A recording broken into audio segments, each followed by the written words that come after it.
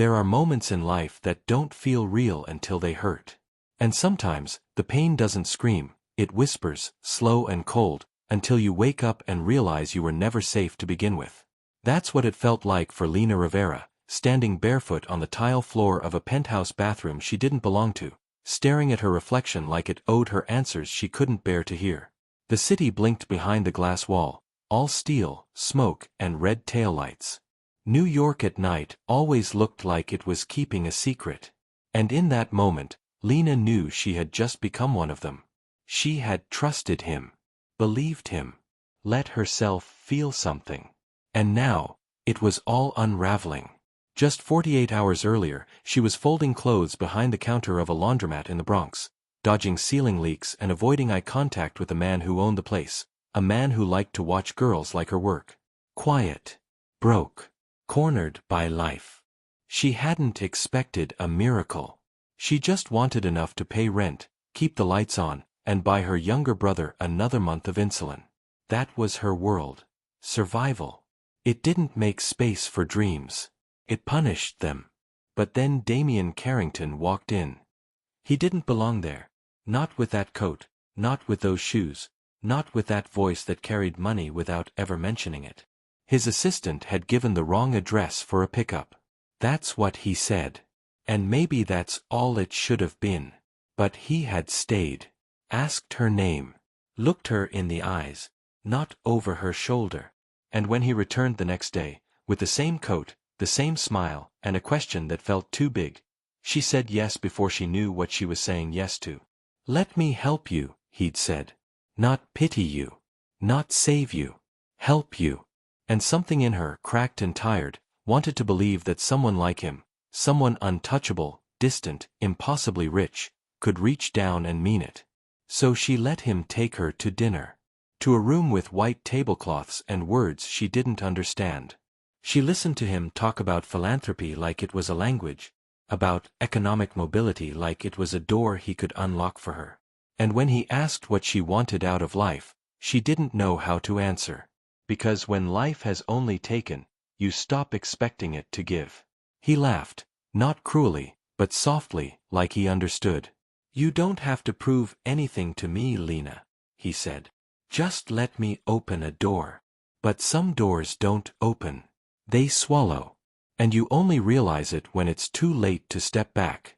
Now, the bathroom was cold. Her phone buzzed on the counter. A message from her best friend. Lena, you need to Google him. Right now. Please. Her fingers trembled. She didn't want to. But she did. And what she saw felt like freefall. Lawsuits. Silenced employees. Non-profits that vanished. Girls who said they'd been mentored, then disappeared from every room they were once invited into. Her stomach twisted. Her breath caught. Because the man she had trusted wasn't a savior. He was a collector. And she had just become the next piece in his collection. The screen wouldn't stop glowing. Lena stood frozen, her body anchored to the bathroom floor, while her mind raced into places she didn't want to name. The articles were there, not on tabloids, not on gossip blogs, but buried in old forums, archived legal documents, whispers disguised as reviews. Damian Carrington, investor, philanthropist, founder of 4 nonprofits, CEO of a startup accelerator for underrepresented talent. And yet, behind every spotlighted headline, there were shadows. Patterns. Names of women who spoke once and never again. Accusations sealed quietly. Settlements out of court.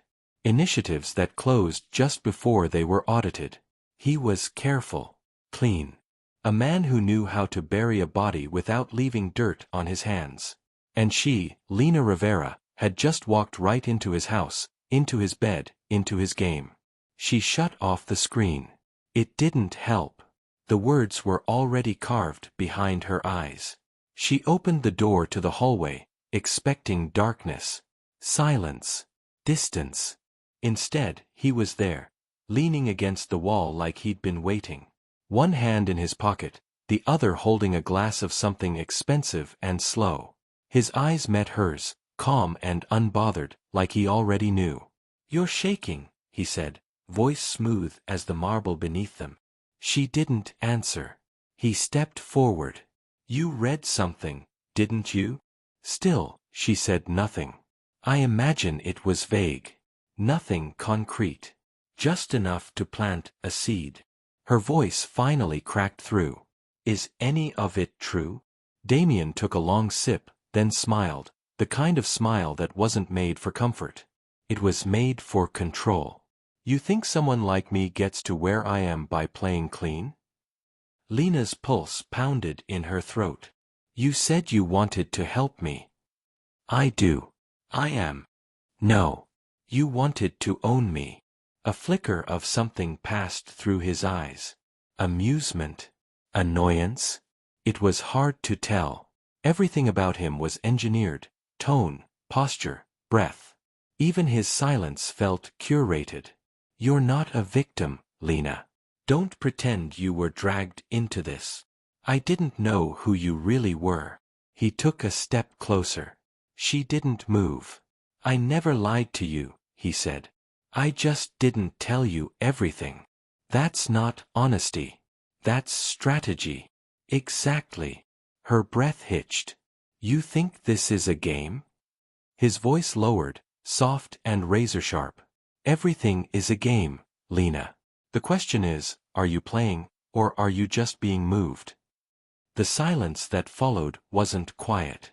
It roared. Inside her chest. Inside her thoughts. Inside everything she had once called instinct. Because the worst part wasn't the betrayal. It was the tiny voice in her gut whispering, he's right. She had wanted something. Safety.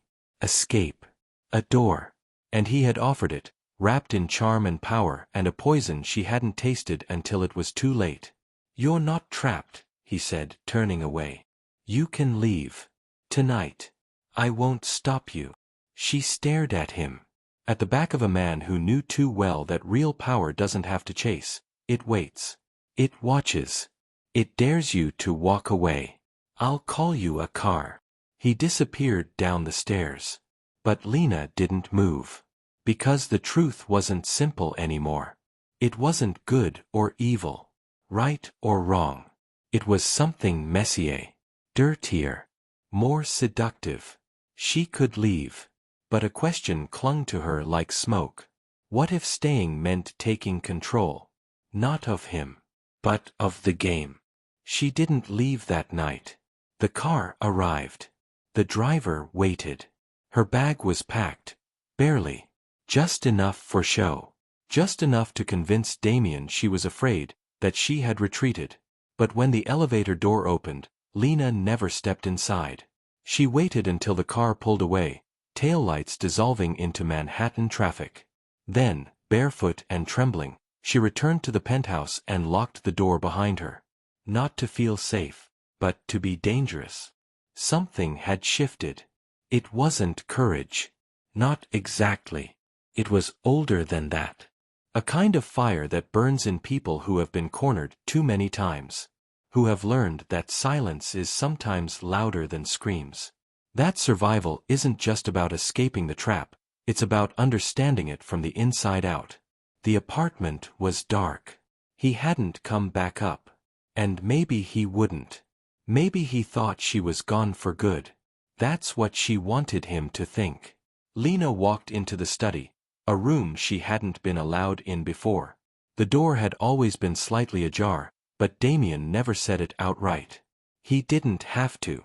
Some spaces speak the rules for you. Now, she opened it fully.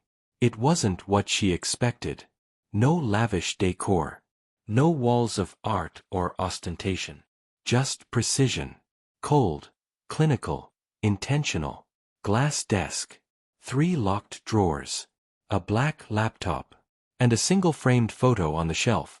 Damien with a senator whose name she recognized from every political headline. Lena approached the laptop. Touched the trackpad. Locked. Of course. But beside it, a notepad. Handwritten. Sloppy, but readable. Notes about appointments, initials, time blocks. 3 names underlined. 2 had XS next to them. The third, Hers was still open. Lena swallowed hard. She scanned the bookshelf. Psychology, branding, behavioral economics, asset management. One book stood out, worn spine, pages dog-eared and marked with ink. Influence, the psychology of persuasion. She pulled it off the shelf. Inside, underlined passages. Margins filled with phrases like, mirror then redirect, emotional leverage equals loyalty, control is always disguised as generosity. Her skin crawled. She wasn't here by accident. She was a case study. A strategy. An experiment wrapped in luxury. She closed the book slowly and set it down with trembling hands. Then she did the thing that frightened her most. She sat in his chair, behind his desk, in his world, and looked out over the city as if it belonged to her. Because maybe, if she could understand the architecture of his power, she could rewrite the floor plan. She stayed there until sunrise. When Damien returned hours later, the apartment was still. The lights were off. He walked in expecting absence. Instead, he found her sitting at the dining table, elbows on wood, eyes on fire.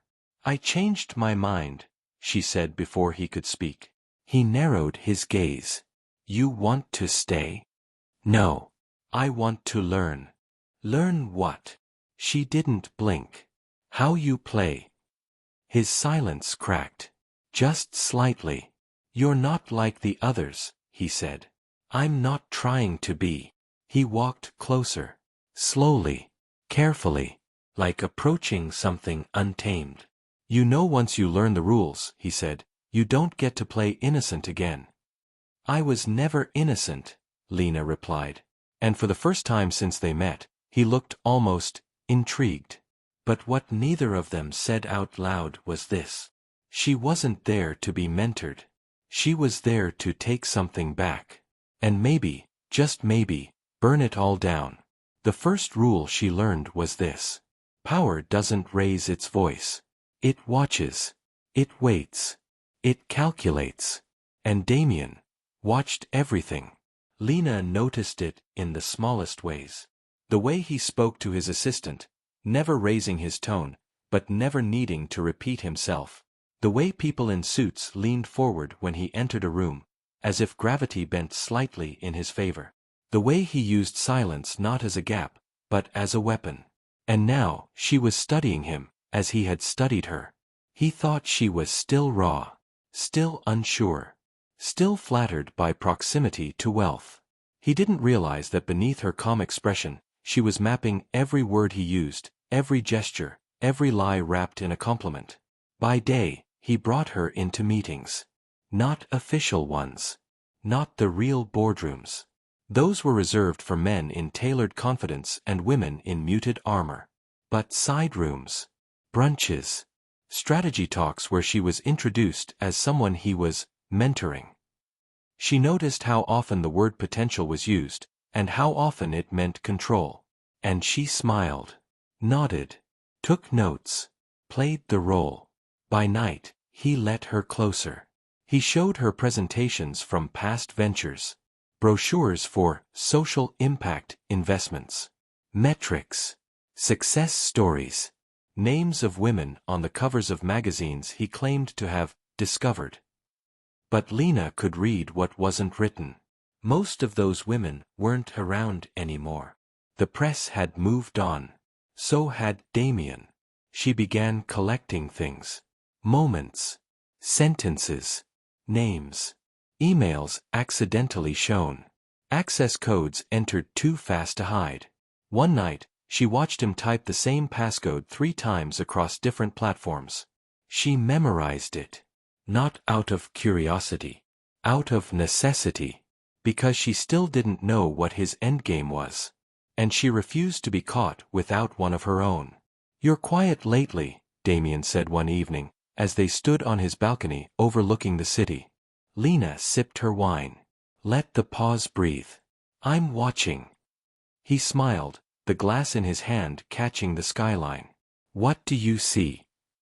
She turned to him, eyes calm, voice steady. A man who likes to think he's in control of everything, especially the people he helps. Damien's expression flickered. Just for a second. Then he stepped closer. Everyone needs structure, Lena. Chaos is where people get lost. Or where they wake up, she replied. He laughed quietly. Be careful. You're starting to sound like me.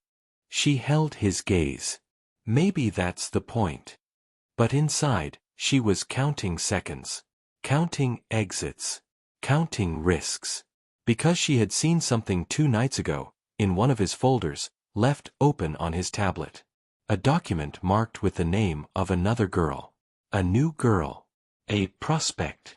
Same language he had used for her.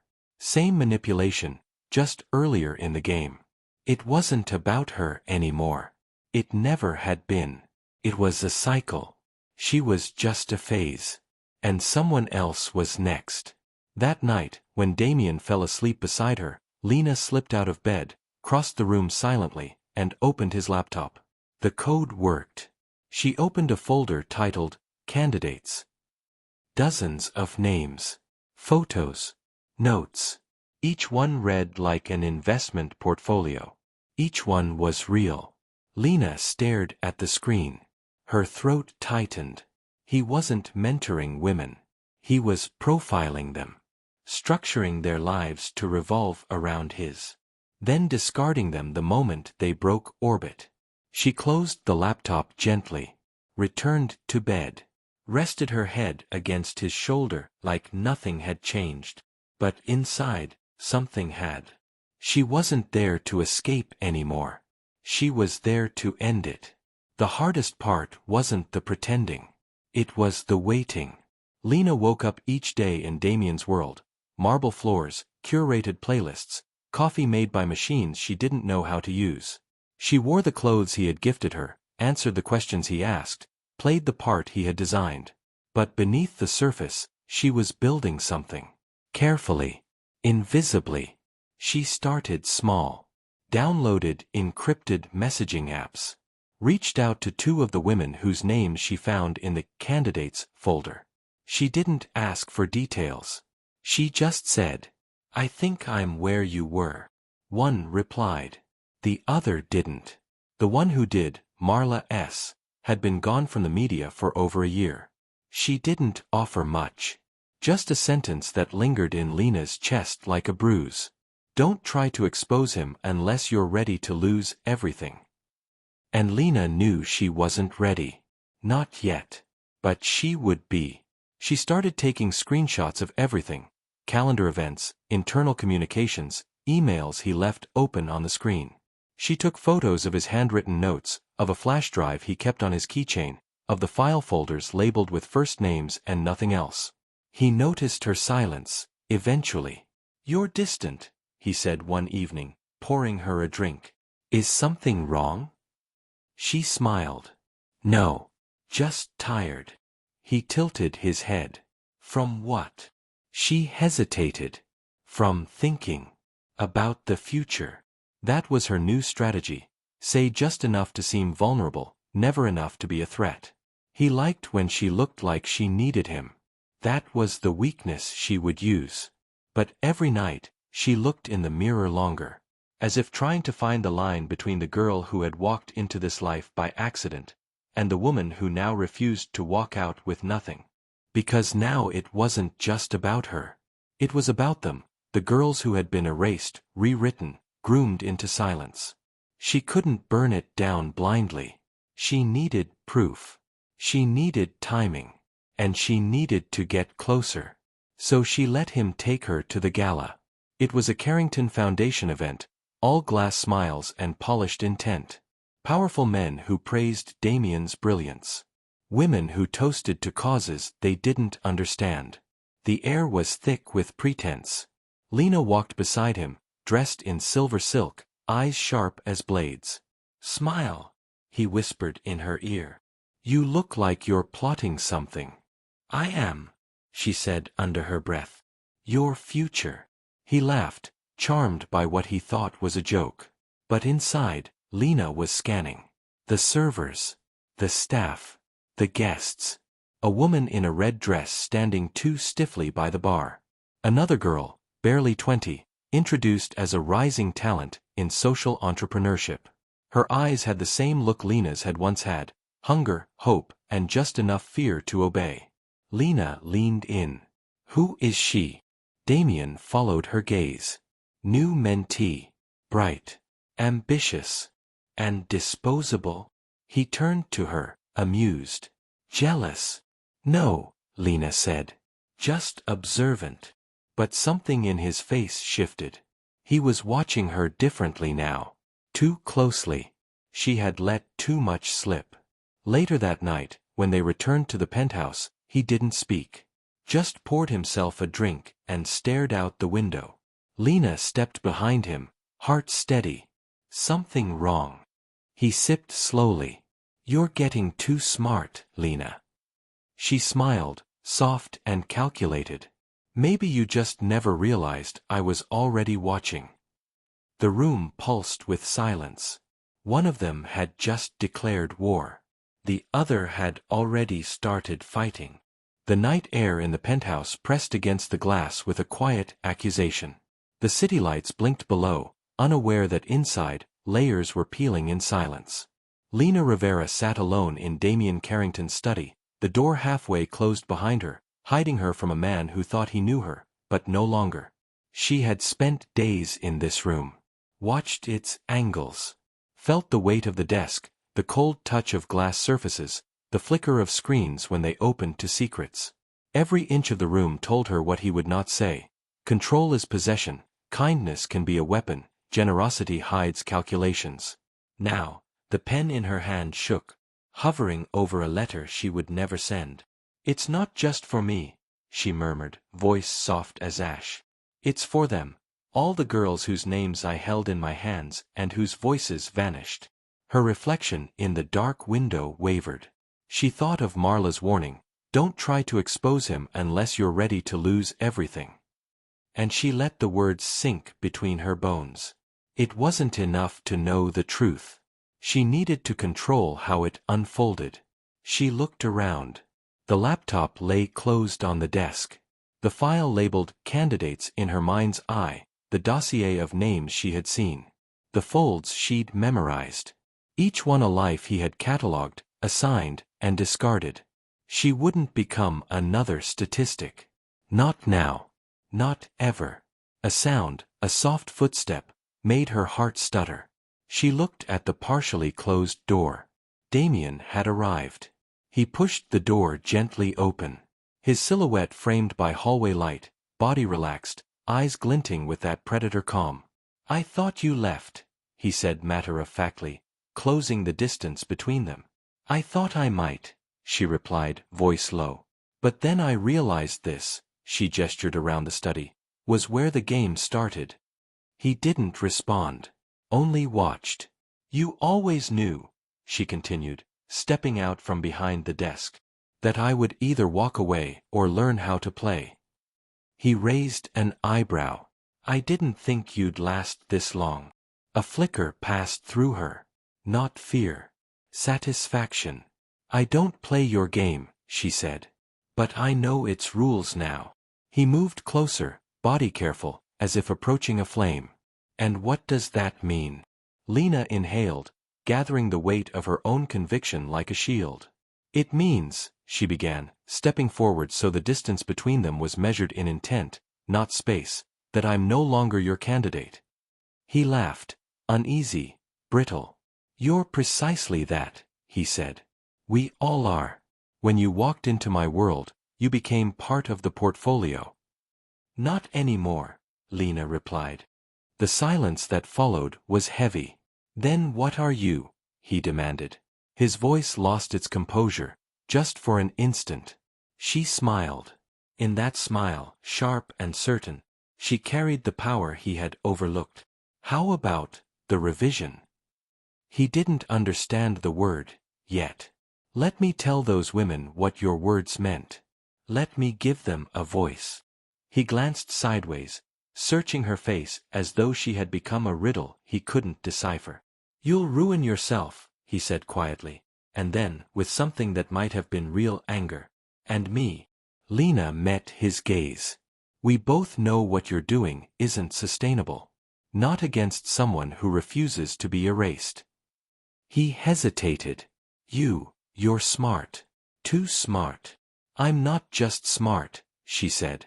I'm awake. He closed the distance between them. 2 breaths apart. The city lights fell between them like silent witnesses. Congratulations, he said, voice softer. You woke up. Now I need to decide what to do with what I see. He stepped back. Respect. Fear. At least a flicker of both in his eyes. And just then, the sound of her phone buzzed on the desk. Marla's name lit up on the screen. Are you sure? Lena picked it up. Didn't read. Didn't delete. It starts with one message, one word, she said. He nodded, slow. Then don't run. She turned away, her back straight. No. This time, I move forward. She walked out of the study, one step at a time, and left a room built to control her, behind her, while she carried with her the first cracks in its facade. The thing about power is that once you feel it, even for a moment, it stains you. It's not like blood or smoke. It doesn't scream. It lingers. It whispers your name in every choice, every silence, every step forward. And Lena Rivera was starting to hear that whisper everywhere. She wasn't afraid anymore. But she wasn't free either. The night after she left Damien's study, she sat in bed with her laptop open, the glow lighting her face like a confession. The list of women she had pulled from his candidates folder was in front of her. Names, dates, notes. Some marked as in progress. Others simply marked completed. What did completed mean? Was it money? Silence? Destruction? She didn't know. But she would find out. She sent the first 5 names a message. Each one different. Specific. Personal. She didn't ask for stories, not yet. She just let them know. He didn't stop. And I won't either. Only one replied that night. Her name was Ava D., a tech consultant from Chicago who had disappeared from the media after one glossy magazine profile. Her message was short. Tell me what you know. And with that, Lena's plan began to take form. The next morning, Damien made breakfast, something he rarely did. French press coffee. Toasted sourdough. Fresh berries. The performance of intimacy. She sat across from him, calm, collected. You've been distant, he said, cutting his toast into perfect halves. I've been thinking, she replied. About what's next. He looked at her with interest, maybe even admiration. That's what I like about you. You're not content just being near the flame. You want to hold it. She smiled faintly. Maybe I want to understand what makes it burn. He reached across the table, touched her hand. You're ready. Ready. For what? To join the machine. To become like him. She pretended to agree. But inside, her thoughts ran fast. Code, screenshots, burner accounts, cloud backups. The day was spent in meetings. He took her to a panel event about innovation in philanthropy. She sat beside him on the stage, not as a guest, but as a symbol, the next generation of female leaders. He introduced her with charm. The audience applauded. She wore a navy dress. Simple, sharp, professional. She looked like she belonged. And for the first time, she realized how easy it was to fool everyone when you learned to wear your trauma like tailored clothing. That evening, in the car, Damien watched her through the tinted glass. You're different now. I'm aware. You're becoming dangerous. Only to people who deserve it. He laughed, quietly. Good. They didn't speak the rest of the way home. Once inside, she excused herself. Said she had calls. He nodded, distracted by a notification on his phone. She went to the guest room, locked the door, pulled out her own phone, and opened a call with Ava. A voice came through. Crisp. Nervous. Real. Tell me what you have, Ava said. I have files. Notes. Access. What do you want? Lena paused. To make sure he never does this again. A silence passed. Then Ava said, then you're going to need more than evidence. You'll need timing. He's protected. People cover for him. I don't care. You will, Ava replied. Because when they come for him, they'll come for you too. He's not the kind of man who falls alone. Lena exhaled. Then maybe it's time someone didn't survive the fall. She sent Ava part of the folder, a redacted version. Enough to show the pattern. Not enough to implicate Lena directly. Ava replied with a list of women willing to talk. 5. Then 8.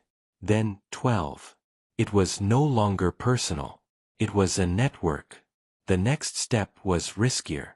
She needed to copy the flash drive Damien carried on his keychain.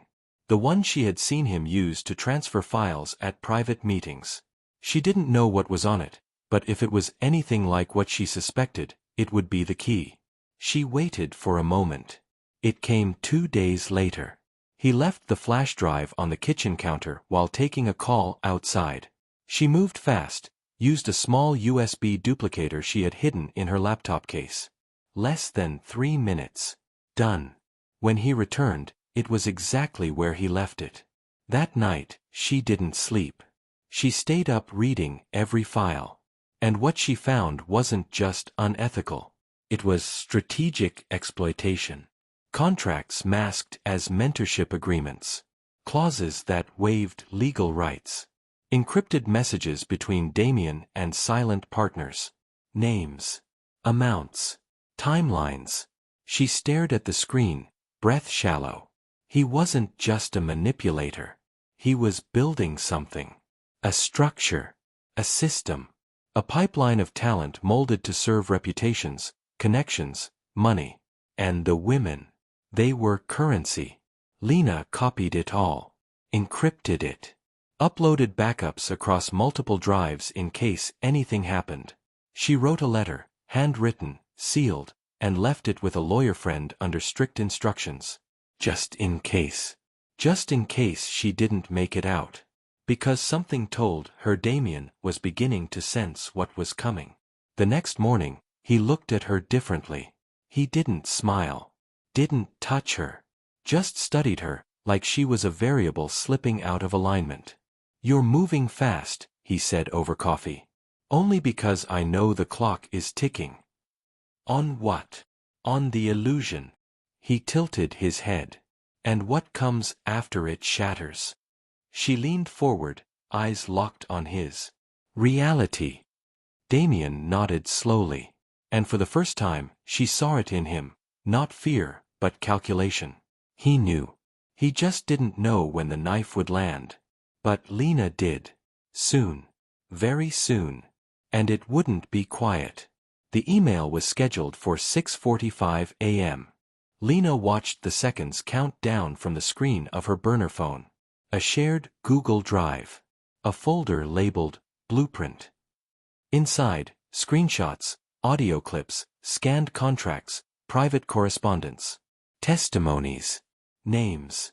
Redacted for now, but enough to ignite the first match. She'd chosen the time carefully. Morning press cycles. Maximum visibility.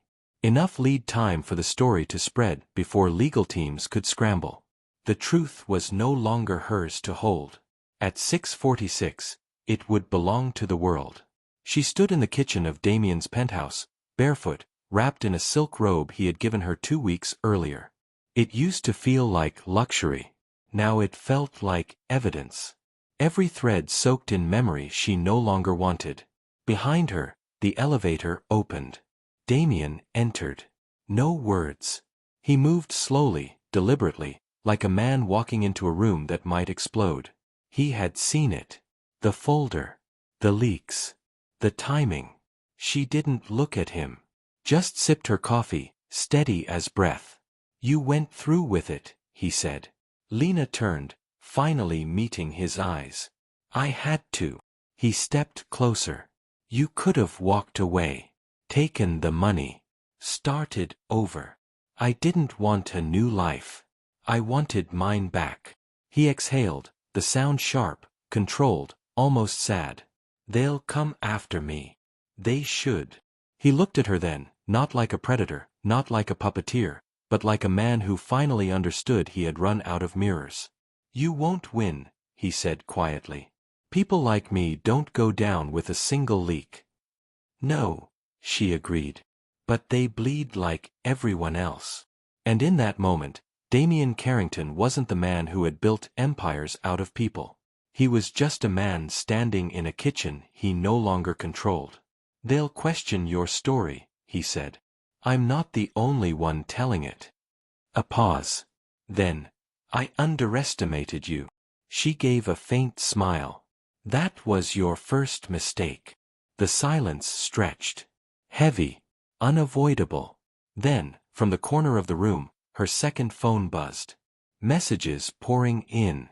Journalists. Lawyers. 3 of the women who had stayed silent for years now offering public statements. Someone tagged her name on a thread already trending. The fire had started. And there would be no unseeing it. Damien sat down. For the first time, he looked tired. Lena remained standing. I don't hate you, he said. I don't care, she replied. He nodded. Accepted it. Maybe even respected it. She walked to the door. Paused. Don't follow me, she said without turning. I won't, he murmured. And she believed him. Because this time, he didn't have a choice. She stepped into the elevator, let the doors close behind her, and descended through the floors of a tower that once tried to own her. When she stepped out onto the sidewalk, the city was still waking up. But Lena Rivera was already awake. Not famous. Not rescued. Not rebuilt. Just free. And that was enough. If you liked this story, subscribe to the channel. See you in the next video.